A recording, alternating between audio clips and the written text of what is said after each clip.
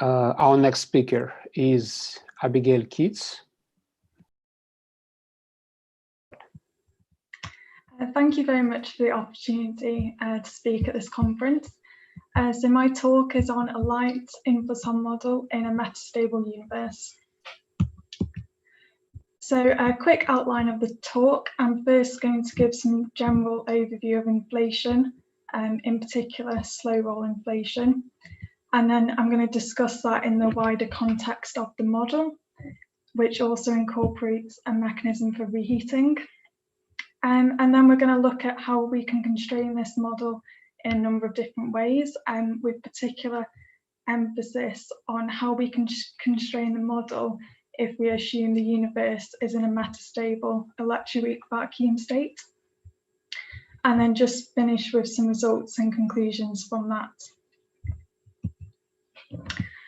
So one of the biggest problems in cosmology is that we observe the universe to be homogeneous and isotropic. However, the hot Big Bang model actually predicts that our observable universe has many causally disconnected regions. And we can actually rectify this by including an inflationary epoch, which is a period of expansion that is then positively accelerating. And if we require that there's a minimum of 60 E-foldings of expansion, we can ensure that the observable universe has been in causal contact at some point in its history. Some other problems that the inflation can resolve is a fine-tuning flatness problem.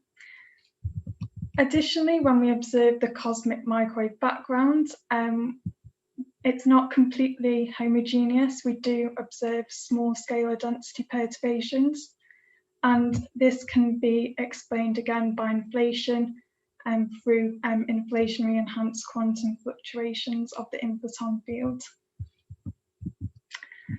So the particular type of inflationary model I'm looking at is a large field slow roll inflationary model. It minimally extends the standard model by a single scalar field, and it has a quartic self-coupling, so no new high energy scales are introduced by the model. If we are to obtain a universe with an exponentially expanding rate, we require an equation of state very similar to dark energy. So the energy density of the matter is roughly equal to the negative of the pressure. And this is satisfied for as long as the slow roll conditions are. So that is, the kinetic terms are significantly smaller than the potential and the Hubble friction terms.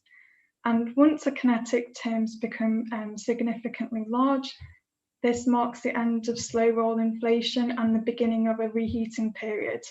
And that occurs when the field values are roughly of the order of the Planck mass. And the cosmic microwave background has been able to measure the amplitude of these scalar perturbations, and by doing so, we're able to fix this self-coupling beta. Additionally, we have an upper bound on the tensor to scalar ratio to be less than 0.1. However, our model actually exceeds this bound. By adding a small non-minimal coupling of the scalar field to the Ricci scalar, however, we're able to put our tensor to scalar ratio of the model within this bound, and that gives a self-coupling of the scalar field between 10 to the minus 12 to 10 to the minus 9. So to be fully realistic with particle physics, just an inflationary potential is not sufficient. We additionally require a mechanism for reheating, which we incorporate with a scalar Higgs portal coupling alpha, where phi here is just our standard model Higgs doublet. We consider the most generic Z2 symmetric model, and so includes symmetry breaking mass terms for both the inflaton and the Higgs field. And previous analysis of this model also include an inflaton Yukawa coupling to a heavy neutral lepton. which is a viable WIMP dark matter candidate produced via freeze-out through inflaton decay. This isn't something I'll be looking at in this talk, but the references are there for anyone who's interested. So previously analysed versions of this model remove one free parameter, the negative Higgs mass term, and this is just so the parameter space can easily be closed. And we can actually split the parameter space of this model in two based on the mechanisms by which they reheat. So there's a heavy inflaton case on the left, which reheats via inflaton decay into Higgs particles. And in this case, the inflaton are very hidden. Mixing angle squared are less than order 10 to the minus 10. And then the light case, we reheat via 2 to 2 inflaton Higgs scatterings, and the inflaton here are more visible. In both cases, the lower bound on the Higgs inflaton coupling alpha is given by a minimum reheating temperature requirement, which we say needs to exceed the electroweak symmetry breaking scale. And this is to ensure efficient Spalaron conversion of lepton to baryon asymmetry. In the heavy inflaton case, the upper bound on alpha is just given by the requirement that the inflaton mass has to exceed 2 times the Higgs mass. And on the light inflaton case, the upper bound comes from ensuring that radiative corrections to the inflationary potential are small. So the analysis that I've been doing looks at the most general form of this model, so we don't presume that the negative Higgs mass is 0. And we look at constraining the model specifically from considerations of the stability of the electroweak vacuum. So an important note to make on that is that the mass basis of our model is rotated with respect to the gauge basis. So the measurement of the Higgs boson mass doesn't fix its quartic self-coupling lambda. Instead, lambda in our case is another free parameter, and so we've got a choice to make whether our electroweak vacuum is stable or metastable as a result. But in the standard model case, lambda is fixed at the electroweak scale at 0.129. And the running of lambda to high energy scales is very sensitive to measurements of the top quark mass and the strong coupling constant, because the Yukawa top coupling is so large. So if lambda remains positive at all energy scales, so that's the blue line on the left plot, the Higgs potential on the right, you can see, only develops one minimum. So the electroweak vacuum is stable. However, if lambda becomes negative at some energy scale, which is called the instability scale, the Higgs potential develops a second lower energy minima. So the electroweak vacuum in this case is a false vacuum state, which is either unstable if its lifetime is less than the age of the universe, or metastable if its lifetime exceeds the age of the universe. So currently the standard model has nicely predicted that the universe is metastable. But as noted previously, our model isn't constrained by the Higgs boson mass. And we instead motivate the need of a metastable universe from a theoretical point of view, based on de Vary's argument. So for a de Sitter universe with positive vacuum energy, de Vary argues that we have an inevitable quantum break time, which is a signal of inconsistency, and it shouldn't happen. So we require a mechanism by which the universe will end before this critical time is reached, and such is provided by a metastable vacuum state. So the metastable region is defined between these two bounds. So the lower bound is given to ensure that the electroweak vacuum lifetime exceeds the age of the universe, and the upper bound is the stability bound. So above this, lambda would be positive at all energy scales. But this metastability region is not enough to ensure that our universe can remain in a metastable vacuum throughout the course of its history. So in particular, during the time period of inflation and reheating, the metastable vacuum can very easily be destabilized. So we require some additional model-dependent constraints to consider before we can assume that this is the case. So first of all, looking at the inflationary periods, the fields can be decomposed into a classically evolving background field and a quantum fluctuation of the field. So the Higgs field during inflation is a spectator field. However, it can still be pushed to very high energy scales, and we need to ensure that they remain below this instability scale μs, which is where the potential becomes negative and the field would be trapped in this true vacuum state.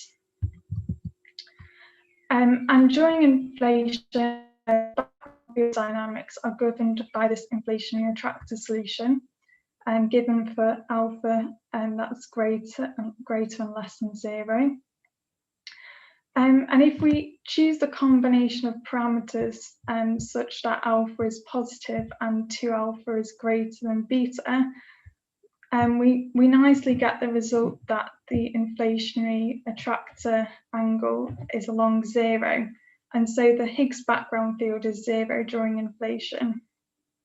Other solutions where this inflationary attractor angle is non-zero runs into some problems and requires some very careful fine-tuning of lambda. And this is mainly because the inflaton background field is very large during inflation, which means the inflationary attractor solution could easily break down. So although there is a very small window here, we're going to focus our analysis on the case where fine-tuning of lambda is not necessary. So looking at this particular region of parameter space further, we also need to require that inflationary enhanced quantum fluctuations of the field don't exceed the instability scale. And for alpha that's positive and greater than beta, the effective mass of our quantum field is actually very large, and it exceeds the Hubble expansion rate. And this benefits us in 2 ways. The quantum fluctuation is suppressed, and also the instability scale of the Higgs potential is pushed to much higher energy scales. So we're safely within the bound required so that our metastable vacuum state isn't destabilized. So a summary of all the constraints we have, we split them up into 3 different types. So first of all, there's the cosmological constraints. So the measurement of the scalar amplitude perturbations and the upper limit on the tensor to scalar ratio gives our inflaton self-coupling within the range 10⁻12 to 10⁻9. And from that, we're able to bound alpha, our inflaton Higgs coupling, and that's bounded from above to ensure small radiative corrections to the inflationary potential, and from below to ensure reheating temperatures exceed the electroweak symmetry breaking scale. Additionally, we require that the inflaton VEV is non-zero, and this is so that the universe isn't overclosed with an abundance of Rayleigh inflaton. And because the number of extra degrees of freedom at the Big Bang nucleosynthesis is very small, we preferably require the inflaton to decay prior to this moment, and this puts a lower bound on the mixing angle to be greater than order 10 to the minus 5. And so next, the metastability constraints. We have the window that defines the metastability region first. And then from inflation, we constrain our parameter space for alpha to be positive and 2 alpha to be greater than beta, if we're not to consider the case where lambda is finely tuned. And from the reheating period, thermal fluctuations of the Higgs could easily either classically jump the potential barrier, or there's an increased probability of quantum tunneling from an excited state. But if we are to put a bound on lambda to be greater than 0.12, our electroweak vacuum is stable up to temperatures of the order of the Planck mass. And finally, we need our model to be consistent with current experimental bounds of the Higgs boson, with the most stringent bounds coming from the Higgs signal strength. And at 1 sigma, this gives an upper bound on the mixing angle to be less than or equal to 0.14. And that translates to a lower bound on lambda to be greater than 0.123. Additionally, the decay width of the Higgs to 2 inflaton should be less than the invisible decay width bound, and this is actually a less stringent bound than the one given by the signal strength above. So this is just a summary of all the constraints we have from all these different scenarios. So the results and the plots are a logarithm of the mixing angle against the inflaton mass, and the parameter space is fully bounded by all our constraints. Lines are of constant alpha, and on the left, this is for beta is 10 to the minus 9, and on the right, for beta is 10 to the minus 12.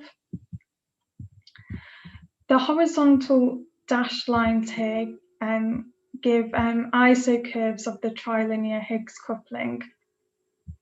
So for inflaton mass upwards of 1 GeV to the Higgs mass, we have larger mixing angles, and so we would observe a suppressed coupling with respect to the standard model. If we're to go to smaller mass, inflaton mass, the mixing angles get increasingly small, and we wouldn't observe any deviation from the standard model expectation. And to fully disentangle our model, we do require multiple physics and particle physics observables to be made. So, for example, from the Higgs production cross-section, trilinear quartic Higgs couplings, and this amplitude of the Higgs decaying into inflaton. And of course, additionally, if we were to be able to measure the tensor to scalar ratio, we'd be able to fix beta in our model as well. And so to finish on some conclusions, so we have been able to minimally extend the standard model by a single scalar inflaton field with a general Z2 symmetric potential.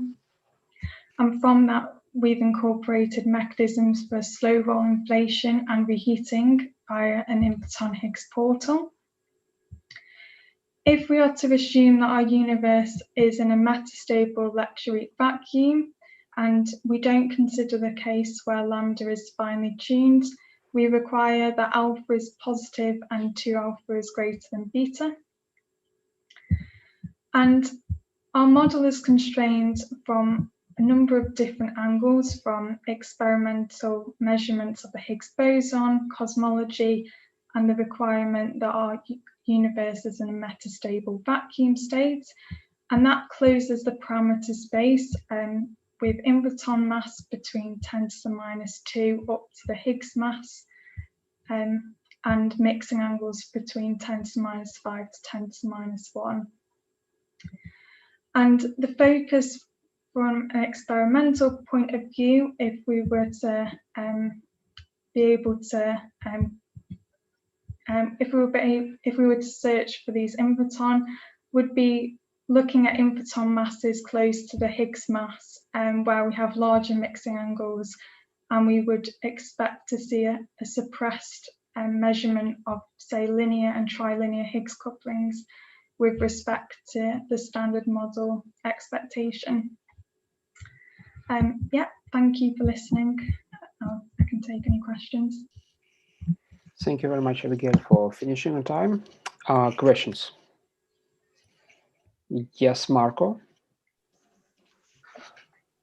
Thanks for the nice talk, and sorry for not showing my face. My internet connection is quite crappy, and I suspect it might not survive that. But I actually have two questions. First one is, I didn't quite understand this over-closure bound. So you say that there should be a non-zero expectation value to avoid over-closure. Maybe you could say in one or two more sentences how exactly that works. And the second thing I was wondering, to which degree does this, what you presented, depend on a detailed understanding of the actual reheating mechanism? Because reheating can be a quite complicated thing. There can be perturbative phenomena, various resonances, kind of feedback effects. So I was wondering how well does one have to simulate reheating to draw conclusions about the properties of this inflaton from cosmological data? Yeah, so going to your first point, sorry. I can try to show my face. So the question was about the requirement that the VEV was non-zero, so the universe isn't overclosed. Was that the question? Sorry. Yeah. Yes. So you said that non-zero VEV guarantees that the universe is not overclosed. That was my understanding, but I didn't quite understand how these two statements are connected. Yeah. So if the VEV of the field is non-zero, the inflaton can decay into the standard model. Whereas if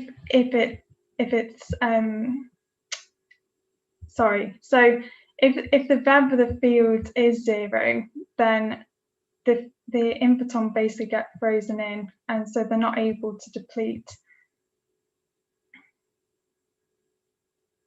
Maybe that connects to my second question. Even if the VEV is zero, wouldn't you encounter like parametric resonance or non-perturbative? Even if there's no tree-level decay, wouldn't you expect that?